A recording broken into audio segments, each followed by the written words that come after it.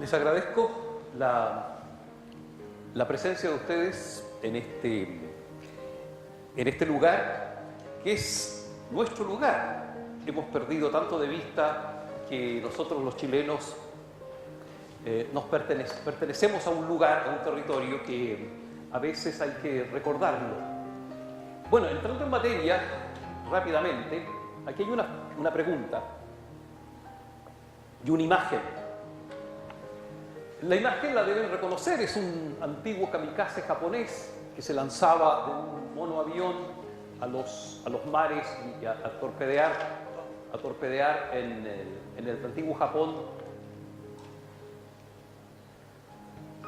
¿Se me adelantó?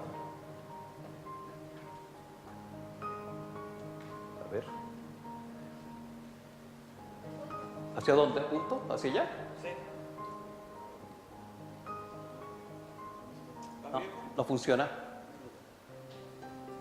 Atrás tampoco funciona.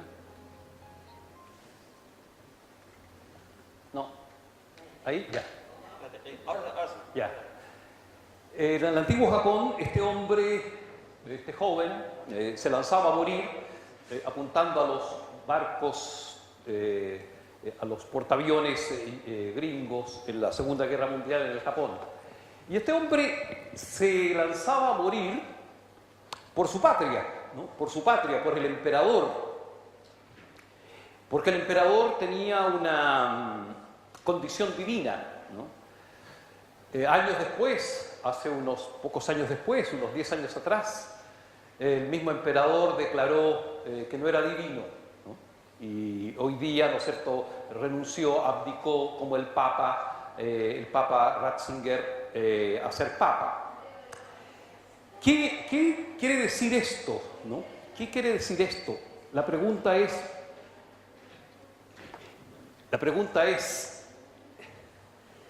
¿existen valores superiores en una patria que impliquen dar la vida por ella? ¿Qué es la patria? Hay varias preguntas allí. Bueno, todos estos elementos espero que son de contexto nada más para dar luego una respuesta más propia desde nuestra patria, ¿no? O desde nuestra matria, ¿no? Matria sería una palabra más justa para un pueblo mestizo como el chileno, en donde la matria la da la madre, el lugar. Bueno, ¿qué es la patria? Dice Borges, algo que está en mi pecho y en tu pecho, algo que fue soñado y no fue hecho, algo que lleva y pierde el viento. La patria de algún modo es un tipo de mirada, ¿no? Y un tipo de memoria, ¿no? Desde un suelo. Fíjense que en latín es interesante que solum, ¿no funciona tampoco esto? Me refiero al puntero.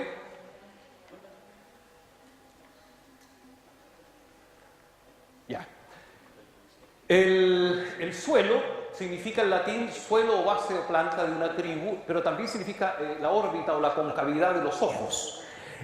Entonces, el suelo es un asunto, la patria es un asunto vinculado con la mirada. Con la mirada. Por tanto, la patria es un tipo de mirada, es un tipo de visión, un tipo de relato, un tipo fíjense, en todo momento no estoy diciendo sentir, no funciona, se adelanta solo parece, ¿no? Ya. A ver, parece que vamos a dejar de lado esto, ¿no? Si no nos vamos a confundir mucho. A la antigua nomás. Yo les digo mejor, la siguiente. Ya, muy bien.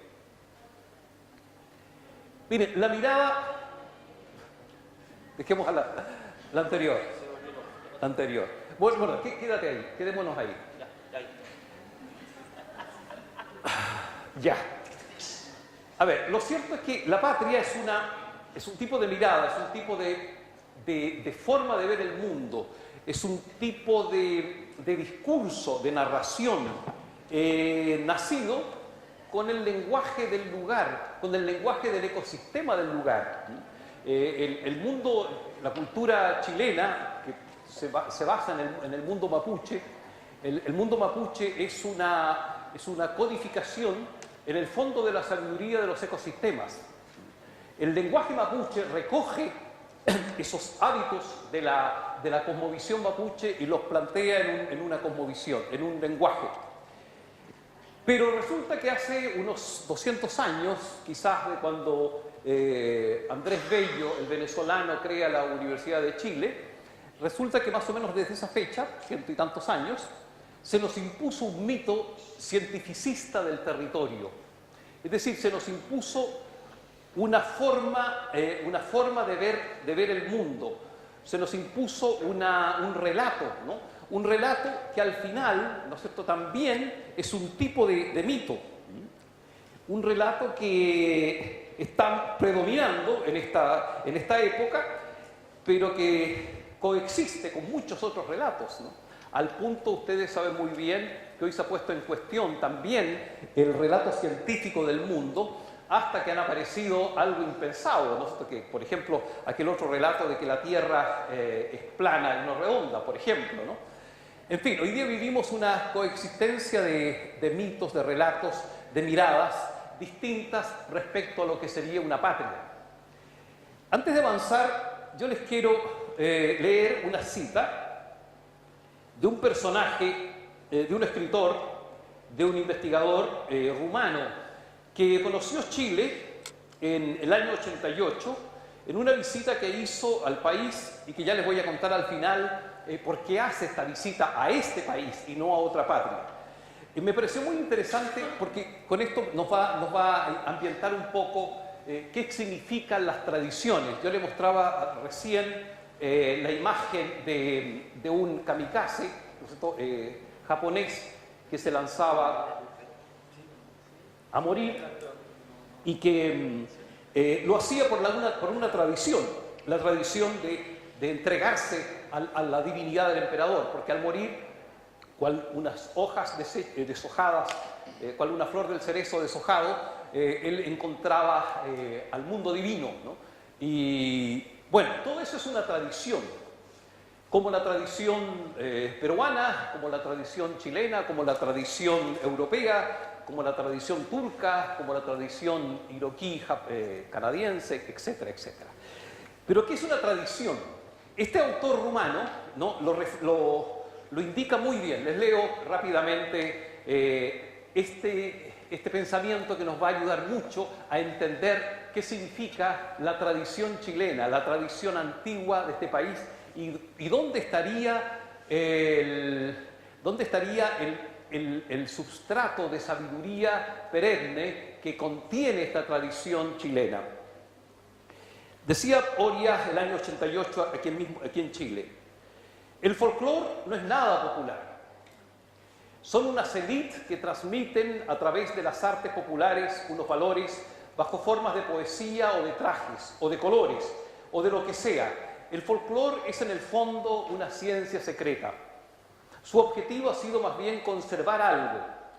Yo estoy convencido de que por debajo de lo que vemos hay un conflicto mucho más agudo y mucho más profundo, que en definitiva es un conflicto espiritual. Lo que dice este pensador, Oria, conservemos la frase siguiente, ¿no? El folclore no es nada popular, sino que es creado por las élites, es decir, por una estirpe de hombres despiertos, de hombres que usaron finalmente la expresión material del folclore para conservar algo, ¿no? Esta es una mirada muy distinta a lo que habitualmente se habla del folclore, ¿no? El folclore chileno, el folclore chilote, como si fuera la autoría de eso fuera solo la tradición popular, el pueblo. Pero al parecer no es así, ¿no? El origen de toda auténtica tradición folclórica de sabiduría estaría detrás una élite de hombres despiertos, una élite superior. Miren, ya entrando en materia con respecto al mundo, no funciona, ¿no? El láser. No sé. Ya, volvamos a... Dejémosla ahí. Decía que en el mundo de la historia mapuche, de la tradición chilena, se habla de que los volcanes en el mundo mapuche serían el territorio. Señalaba que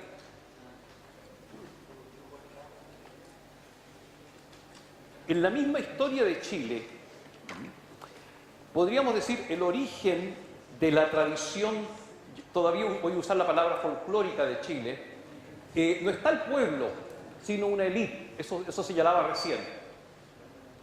Y lo afirmo porque el mismo Diego de Rosales, un gran cronista, de los primeros cronistas, un jesuita del Reino de Chile, en el 1500 y tanto, 1540, ya recogía en la zona de San Vicente de Tahuatahua, recogía una historia interesantísima que da un vuelco a todo lo que consideramos sabiduría popular, que repito, no sería del pueblo.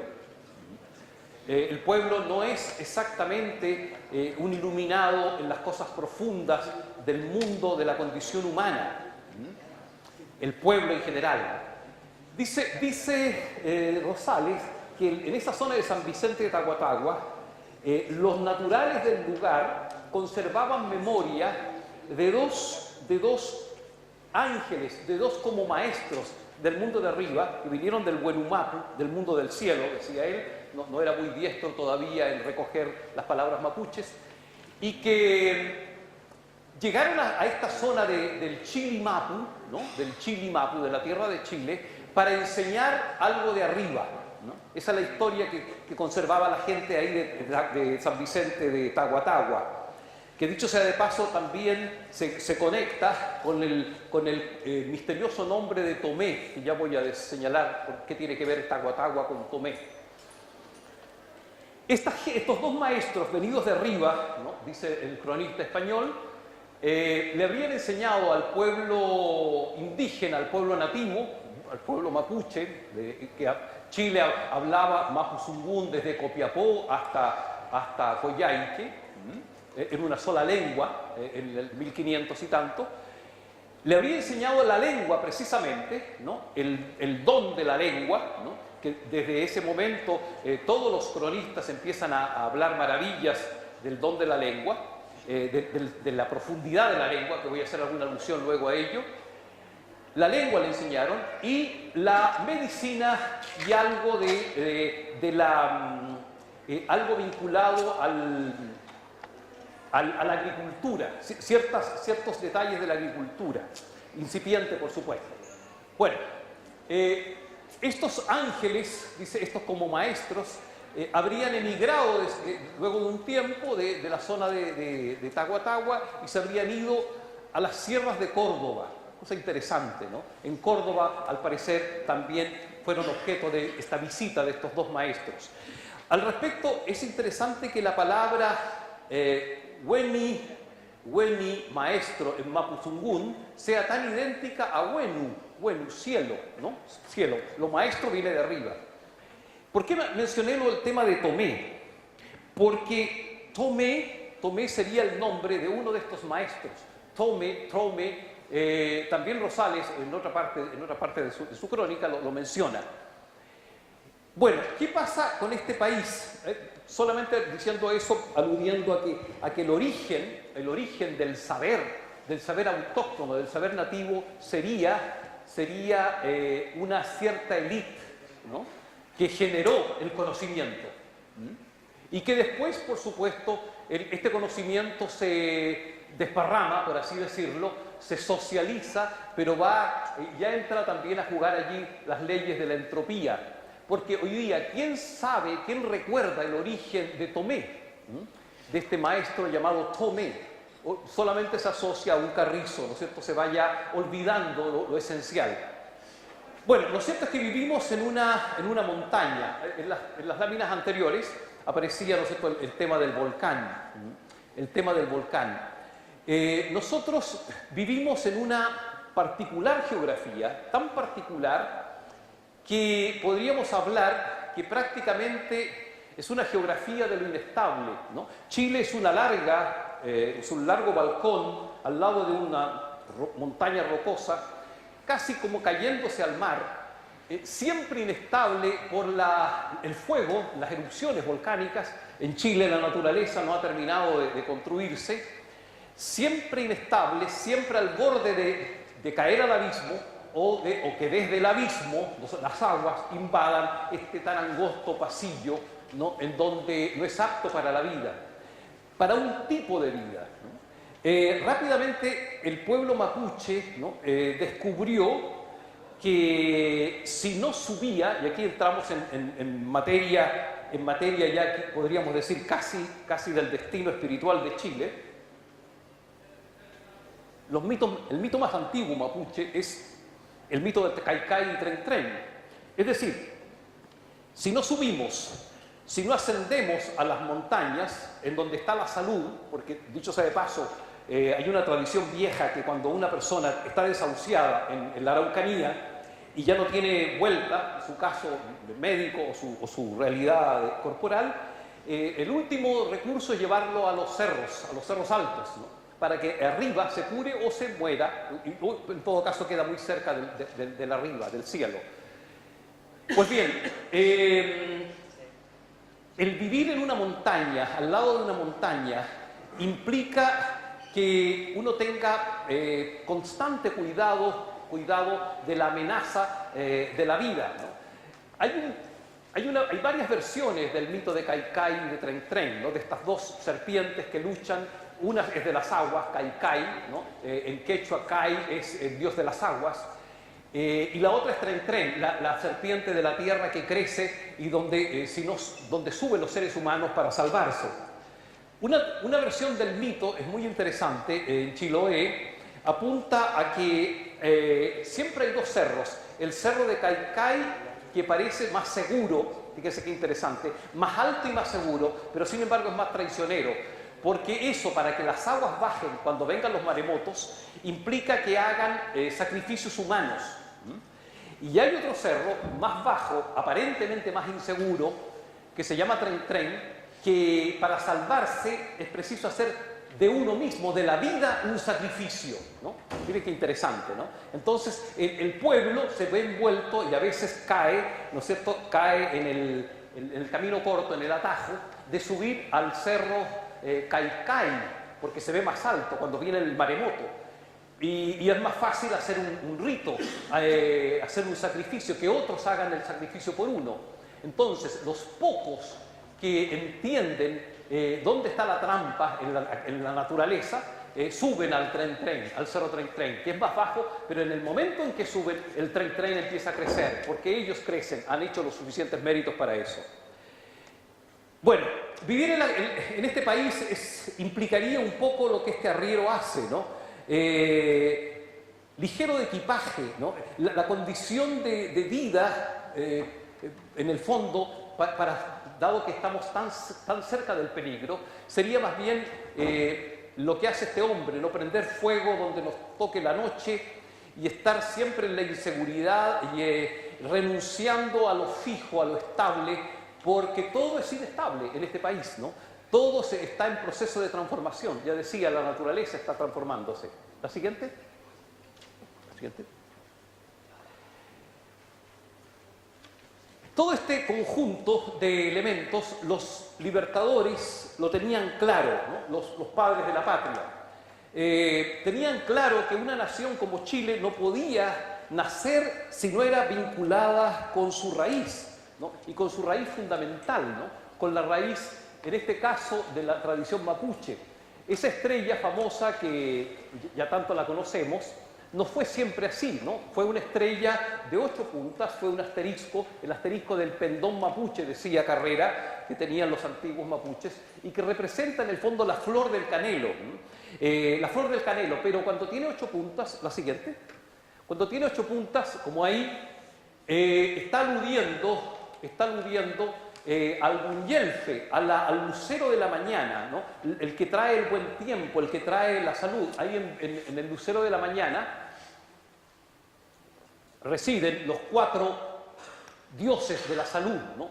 Por eso todo mapuche antiguo sabía que para conservar la salud, para mantenerse alentado, como decían ellos, había que levantarse muy temprano a las 4 para esperar al güeyerizo, otro nombre del Gunyelfe, esperar al lucero de la mañana y bañarse en las cascadas y hacer un rito, el moñentún, un baño ritual lanzando salmodias, ¿no? El lenguaje, de nuevo, sería muy largo hablar del tema del lenguaje, pero fundamental en el mundo antiguo de Chile.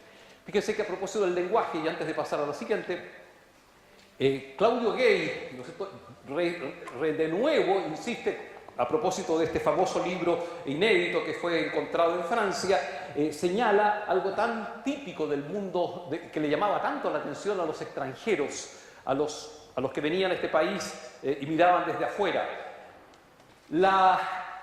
El culto que tenía la antigua tierra de Chile al lenguaje, pero el lenguaje como conjuro, el lenguaje como exorcismo, el lenguaje como relato de poder, ¿no? El lenguaje como expresión de la fuerza interna. Pues bien, la siguiente. Carrera, este es el escudo nacional que Carrera pone en la primera bandera. Habla, ¿no sé? Ahí está la evidencia, siempre tuvo presente que tenía que haber una pareja, la pareja humana de esta tierra, una machi y un lonco y un toqui, y él pensaba, ¿no es cierto?, que con cortar las cadenas con España se pasaba de las tinieblas a la luz, ¿no? Se venía del mundo oscurantismo de ser vasallos de España a la libertad de ser república. Y el antiguo, ¿no es cierto?, lema de ese escudo era aut concili aut ense, o por el consejo o por la espada, que después, ¿no es cierto?, se cambió, ustedes saben muy bien, por la razón o la fuerza. Lo siguiente. Bueno, los colores de Chile, eso es Chile. Esos son los colores del país. La siguiente.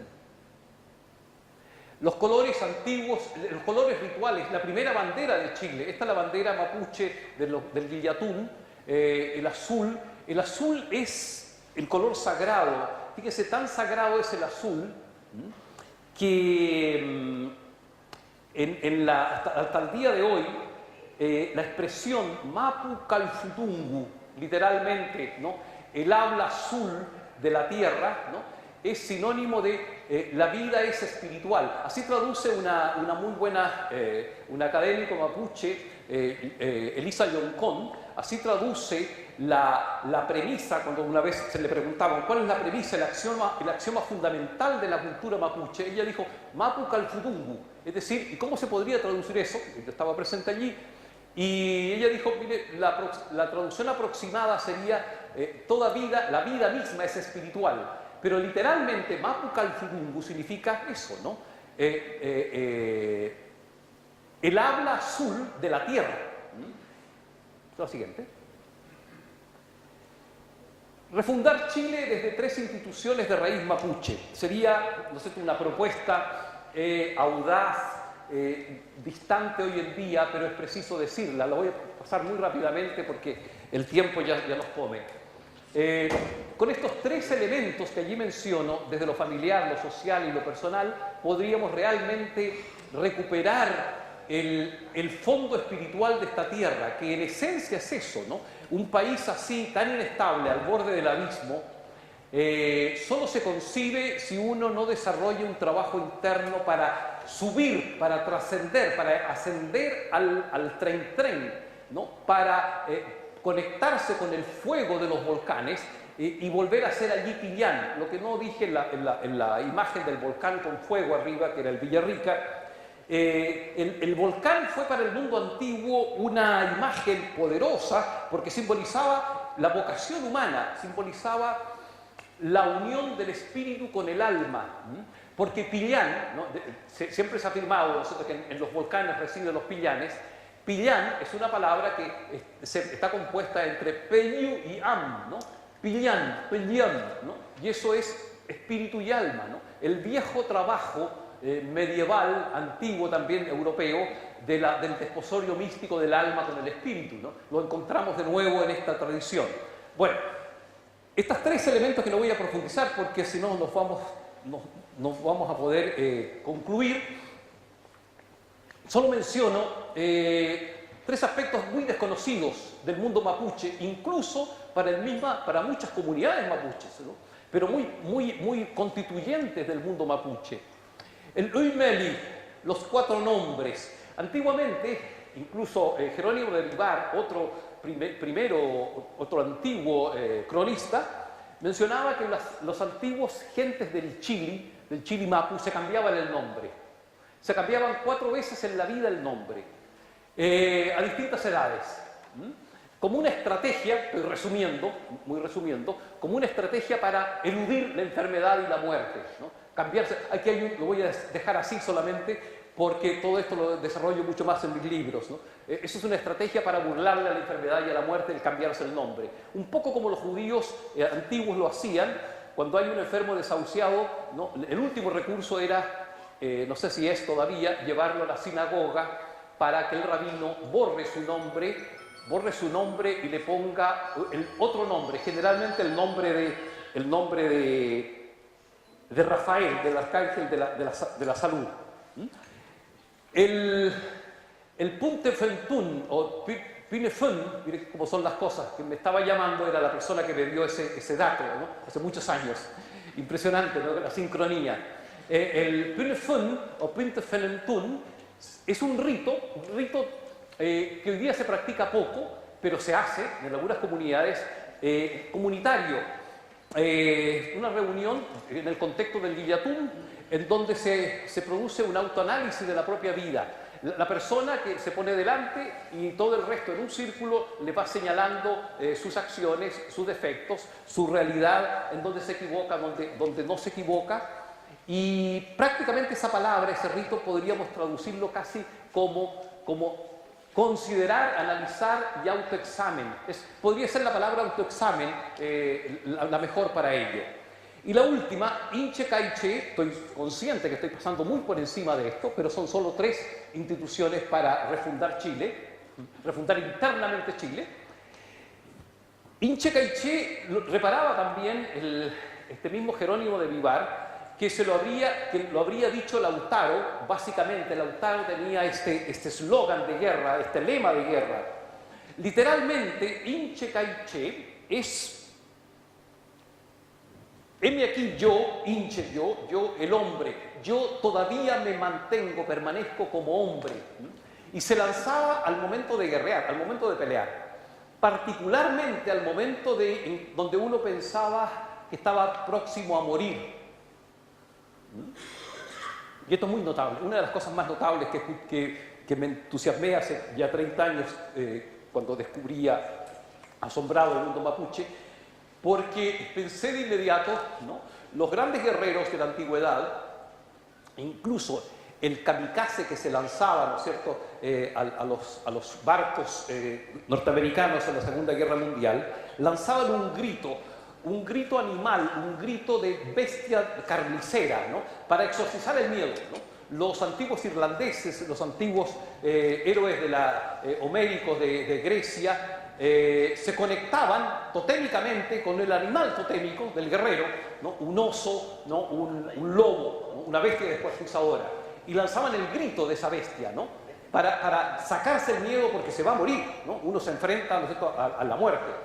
Y resulta que en el mundo antiguo mapuche, el guerrero que iba a morir decía esto: Inche Caiche, ¿no? Fíjense, yo el hombre permanezco aquí, estoy entero aquí, en este momento tan trascendental del morir, ¿no? Entonces, este solo antecedente nos habla de una alta cultura, ¿no?, de una alta percepción de la condición humana. En fin, tiene un montón de elementos que podríamos desmenuzar en todo un libro, cosa que lo he hecho ya suficientemente. ¿La siguiente? ¿La siguiente? Bueno, en una síntesis, nuestra naturaleza de Chile. Esta es la costa del Pacífico, una foto que tomó un amigo. Vivir en esta condición tan precaria, tan cerca del peligro, tan cerca de los volcanes y del mar, tan cerca de los terremotos, donde la tierra todavía se está haciendo, Lo que no evoluciona, la naturaleza lo deglute y se lo fagocita sin misericordia. Esa es la única realidad que cuenta, ¿no? Por eso estamos aquí, ¿no? Para tener conciencia de ello, que todo es inestable, es pasajero, ¿no? Es impermanente. La impermanencia del territorio de Chile daría entonces para toda la sabiduría de los que aquí nacen, ¿no? Si el pulpo de nuestra vida interior no cría alas, como el escarabajo, por ejemplo, vendrá el ave blanca del cielo a devorarnos, o nos llevará ante la jueza de las almas. Aquí habría que, esa última expresión tiene que ver con otro mito muy antiguo que también registran los cronistas, entre esos el abate Molina, vamos a ser juzgados. La tradición mapuche, igual que todas las grandes tradiciones del mundo, igual que todas las grandes religiones del mundo, estima que la vida tiene un juicio, la vida tiene un balance, va a ser examinada. Una vida sin examen, decía Sócrates, no vale la pena vivirla, ¿no? No vale la pena. Entonces, al final de nuestra vida, nuestros actos van a ser evaluados, como dice el cristianismo, como dice el mundo egipcio. En el mundo egipcio, el alma va a ser consultada, examinada por 42 jueces que le van a preguntar preguntas negativas y preguntas positivas. Bueno, también en el mundo mapuche hay una jueza, una vieja, dice la tradición, una anciana, impertérrita, insobornable, ¿no? Que no se puede manipular, en el fondo la encarnación de la justicia, que nos va a hacer una pregunta, y esta pregunta tiene que ver con el fuego. La siguiente. Con el fuego que uno ha cultivado. ¿Os quedan cuánto? ¿20? Allá. Tiene que ver con el fuego que penetre la roca. Antes de explicar esta lámina, porque está puesta ahí, es una lámina de la cordillera del Cajón del Maipo, entre paréntesis, esa especie de ruca, pirámide natural que allí está. Hay varias de este tipo en la zona del Cajón del Maipo. El fuego es la clave en una región austral como este país. Una traducción a propósito de fuego y de frío y austral. En quechua, Chile sería, según las informaciones de los primeros conquistadores españoles, en quechua sería la región del frío o el confín de la tierra. Pero según lo que le dijeron, y aquí estoy aludiendo al tema del lenguaje, ¿no? En la palabra Chile quizás está contenido todo el misterio del daimon de Chile, de la misión oculta de Chile. La palabra Chili le dijeron al inca Tupac Amaru, Tupac Amaru me parece, le dijeron a ese inca, unos emisarios que él envió, gente del Tucumán, ¿no? Del lado oriente, a esta zona, llamado Chili, le dijeron que esa zona se llamaba Chili, le dijeron al Inca, porque significa, según los aymaras, conocedores del territorio, significa lo más profundo de algo, el centro de la tierra. Eso significa Chile en aymara. Así le informaron al Inca. Entonces, el Inca se interesó profundamente, ¿no? Por los misterios que esto tenía, ¿no? También se puede traducir como médula, ¿no? Otros cronistas y lingüistas después han profundizado en ello. Fíjense, Chile sería lo más profundo de la tierra, el centro de la tierra, médula, la médula de algo, lo esencial de algo. Entonces, lo esencial de ese algo, el mundo mapuche descubrió que eso esencial es el fuego, ¿no? Es el fuego, porque solamente el fuego nos puede hacer subir. Solamente el fuego nos puede llevar a los volcanes y nuestro espíritu fogoso tiene que transformar el alma, ¿no es cierto?, indómita, el alma salvaje que tenemos, el alma no evolucionada, el alma del pulpo que veíamos, de la bestia de las profundidades. La pregunta que le hace la jueza divina a las almas, ¿no? Cuando se van al otro mundo, cuando uno muere, aquí, y la pregunta es aquí cerquita, en la costa de Tirúa y de Lebu, esperando el balseo a la isla Mocha, que sería la plataforma de los espíritus que van a elegir después un destino después de la muerte, la pregunta que le hace esta jueza cuando balsea las almas entre la costa de Tirúa y la isla Mocha es: ¿trae fuego? muéstrame tus brazos. Entonces el difunto tiene que, o la difunta, subirse los antebrazos y mostrarle los antebrazos a la jueza, a la Trempilcaue, la que circunvoluciona, la que hace así, ¿no? Igual que cuando uno nace, ¿no? Cuando uno se va, hace el mismo procedimiento. Cuando uno viene a este mundo, viene circunvolucionando, ¿no es cierto?, en el canal del parto, metiendo la cabeza en la vagina, en el útero, saliendo del útero, y cuando uno nace al otro mundo, nace igual, ¿no? Esta jueza divina nos hace meter la cabeza y nos hace girar. Y los que, por supuesto, no tienen fuego, no están preparados, se marean y caen al mar y caen de nuevo al remolino de la vida, al remolino del Moñén. Moñén en mapuche es vida y literalmente significa, en su raíz etimológica, significaría el eterno retorno, ¿no? El circular torpemente y estúpidamente de nuevo por lo mismo. Pues bien, pero quien lleva fuego y hace salir fuego de los antebrazos, el alma que ensoplando hace salir fuego de aquí, la Trempilcaue, la jueza del otro mundo, la que evalúa las almas, lo pasa, lo revisa y lo deja en la isla Mocha, donde la persona, el alma, puede elegir su destino, puede elegir, ¿no? Y no se hace problema porque ahí en la isla Mocha, aunque sea todo negro y todo frío, como lleva fuego, no va a haber problema para el viaje. Miren, esto tiene una lógica muy, muy enorme, ¿no? Lo único, como la muerte es fría, como el cuerpo de un difunto, de una difunta es helado, si alguien de ustedes ha tocado el cuerpo de un muerto, es helado, frío, lo único que nos salva de la muerte es el fuego, ¿no? Por eso el prestigio del fuego de los volcanes, ¿no? La zona en donde está en combustión para subir. En la isla Mocha ahí se come solo papas negras y frías. Si no llevas fuego propio, no te quedas ahí y caes al agua de nuevo, caes al remolino de la vida.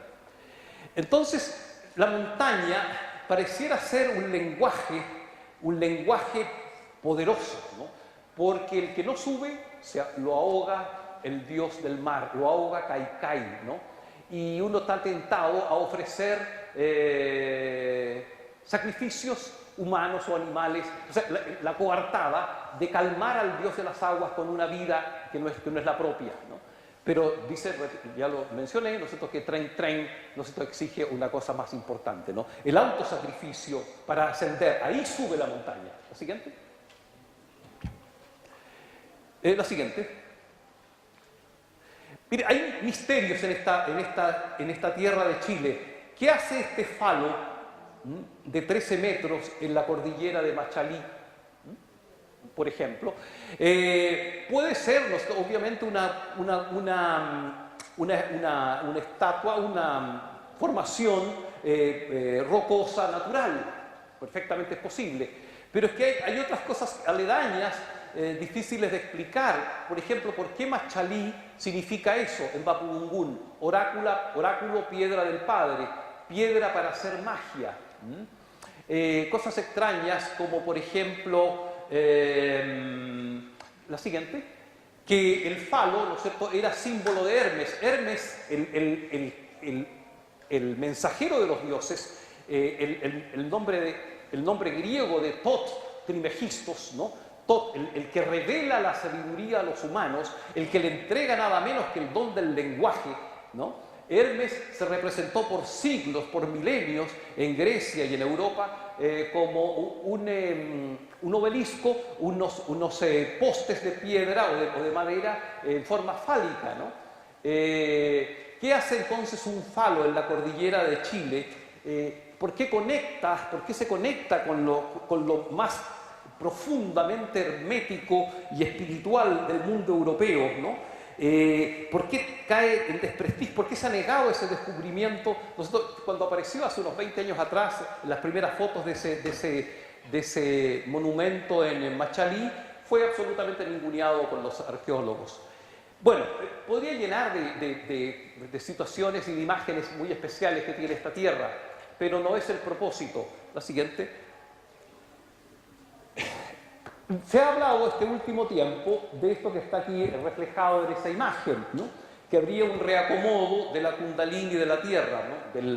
de esa espina dorsal energética que por siglos estuvo en el Asia y en Europa después, y que hoy día, ¿no es cierto?, de acuerdo a la variante del eje magnético de la Tierra, estaría justamente pasando por todos los Andes chilenos, ¿no? Como columna vertebral, la nueva columna vertebral energética del mundo para los siglos futuros.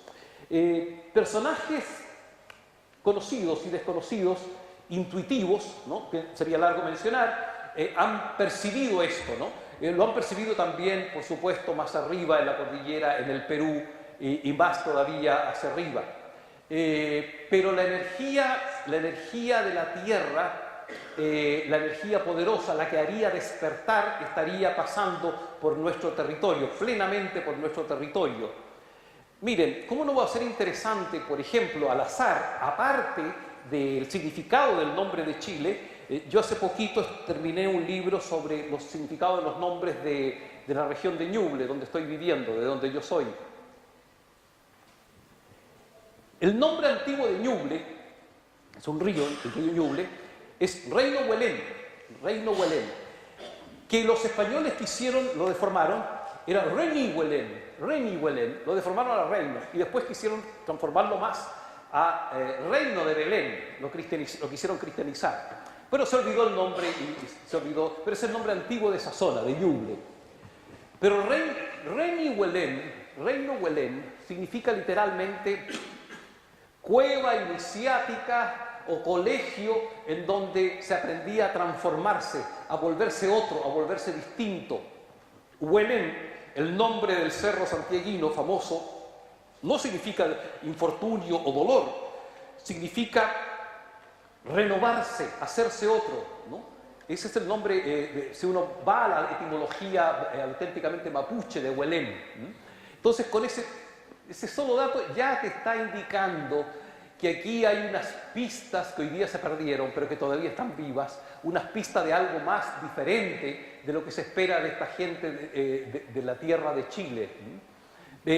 ¿Por qué menciono esto en Ñuble? Porque estoy asombrado que en esta región de Ñuble y del Biobío y Ñuble exista como el corazón, parece, de ese despertar, porque hay una cantidad de personajes, ¿no?, notables que han decidido la cultura chilena que asombra, ¿no? Desde Violeta Parra, Víctor Jara, O'Higgins, Prat, Arrau, etcétera, etcétera. Todos son de esa zona.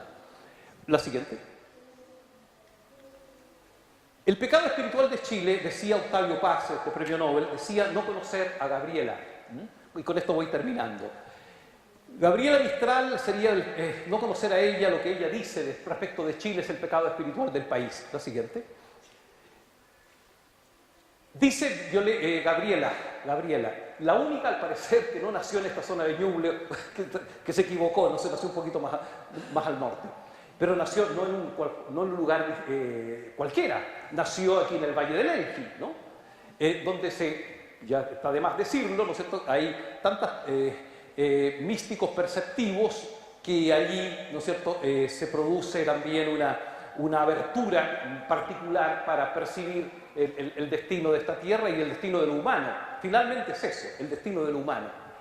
Chile o una voluntad de ser, dice ella.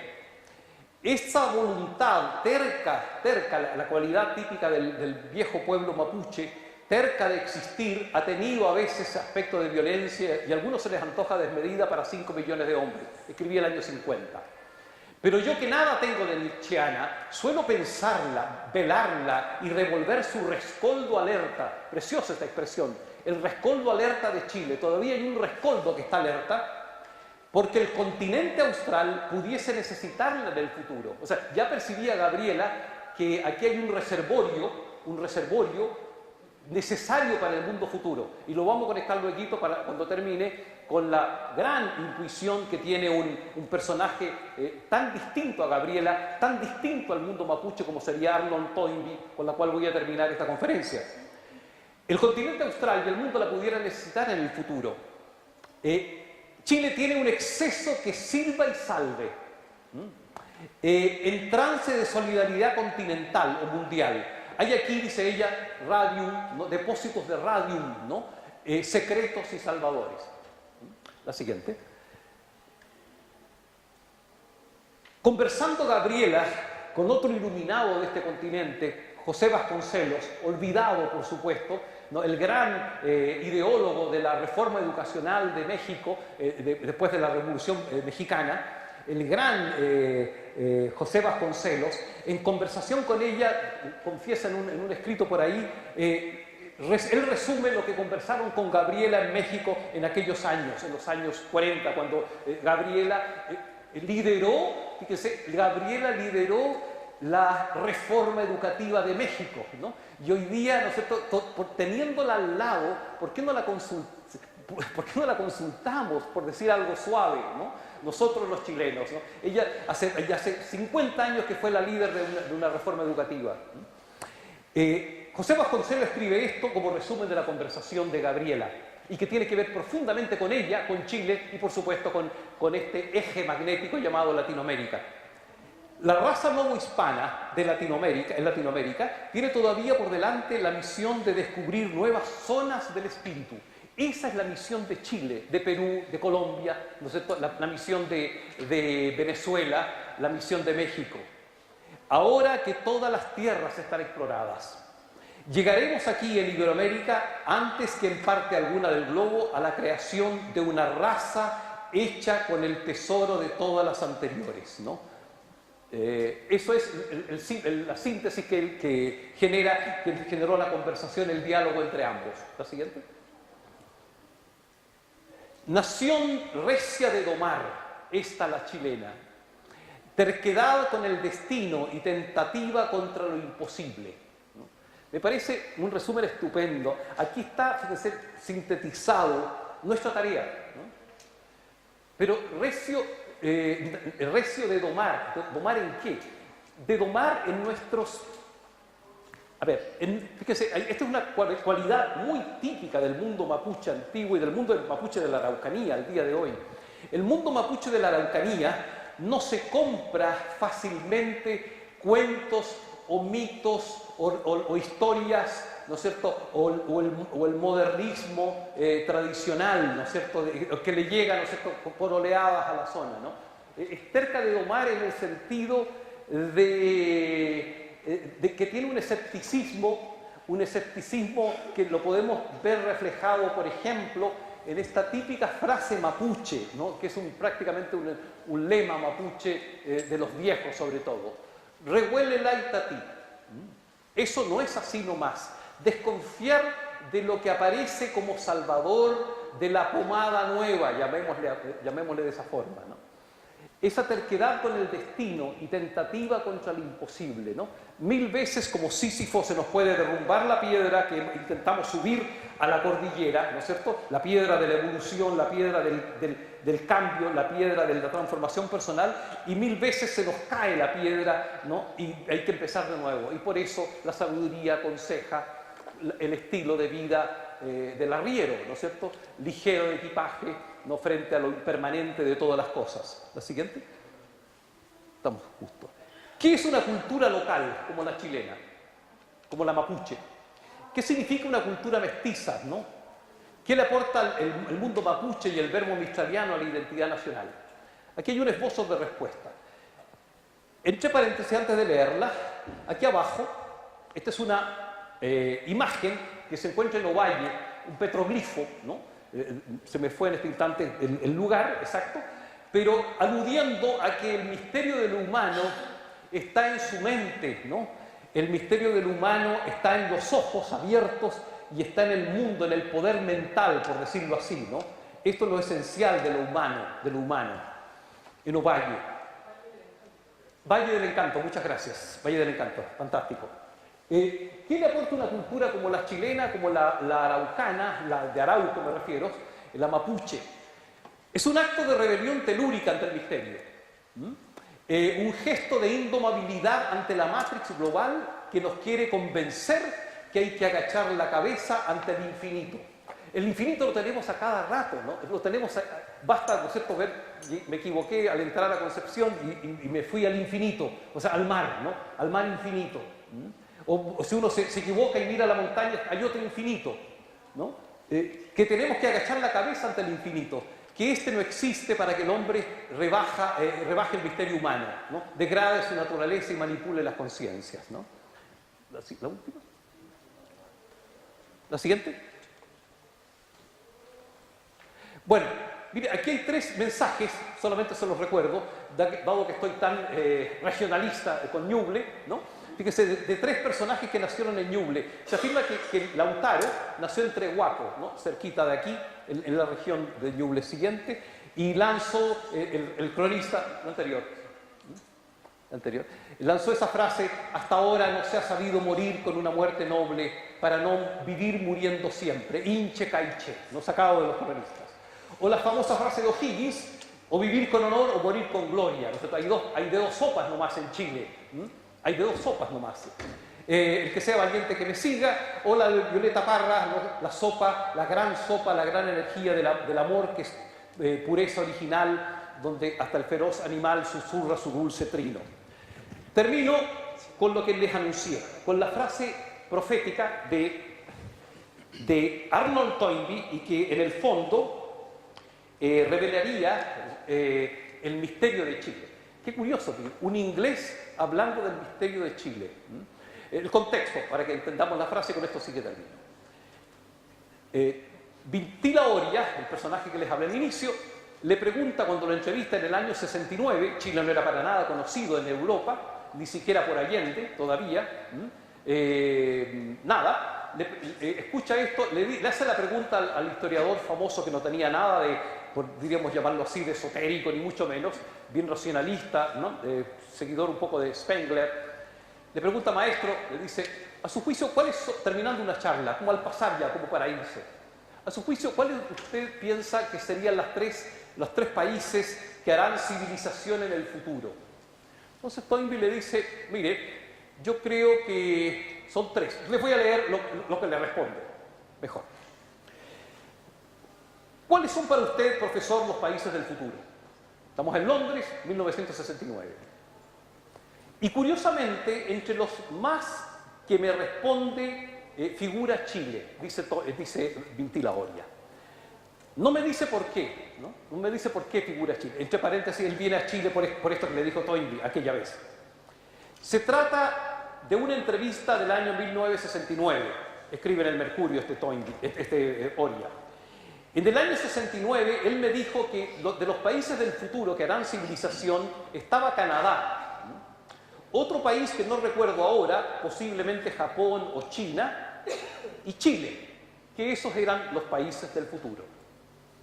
¿Por qué me dijo Chile?, se pregunta Oria. No lo entiendo, pero Chile forma parte de esta posibilidad de salvación de la humanidad futura. No me pregunte por qué, pero yo lo intuyo. ¿Cuáles eran sus razones para nombrar a Chile y no a Argentina, a México o a Perú? Es un misterio. Vintila Oria, entrevistando a Arnold Toynbee, evocación hecha en Santiago de Chile para el diario El Mercurio el 12 de junio de 1888. Bueno, Chile, o una voluntad de ser, Chile, país de las transformaciones, Chile, país de lo inestable, Chile, país del azul infinito, Chile, país del fuego interminable, Chile, país de la destrucción permanente y del renacimiento permanente, Chile, país de lo inundado, de lo profundo, el mar sale de lo profundo, ¿no? Como bien dice su nombre, al parecer se resuelve en lo que dijeron los emisarios de Tupac Amaru del Inca Atahualpa, cuando le dijeron: mire, Chile, la región de Chile significa lo más profundo de algo, ¿no? Lo esencial, la médula de las cosas. Muchas gracias.